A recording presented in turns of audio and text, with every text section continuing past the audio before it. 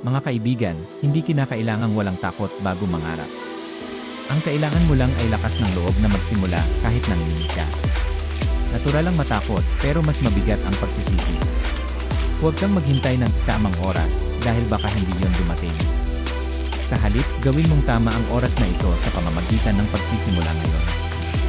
Hawak mo ang panulat ng sarili mong kwento. Isulat mo ang isang buhay na ipagmamalaki mo balang araw.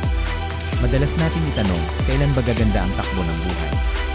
Pero tandaan, ang pagbabago ay hindi dumarating sa naghihintay, kundi sa mga kumikilos. Lahat ng dakilang pagbabago ay nagsimula sa isang tao, isang tinig, isang tapang, isang aksyon.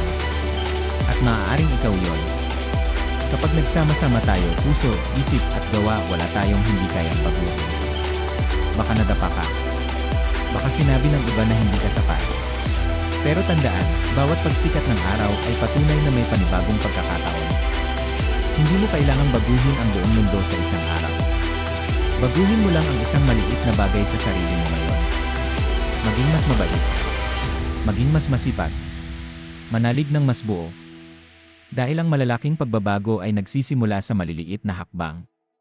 At ang taong magiging ikaw bukas ay nakasalalay sa mga desisyon mo ngayon.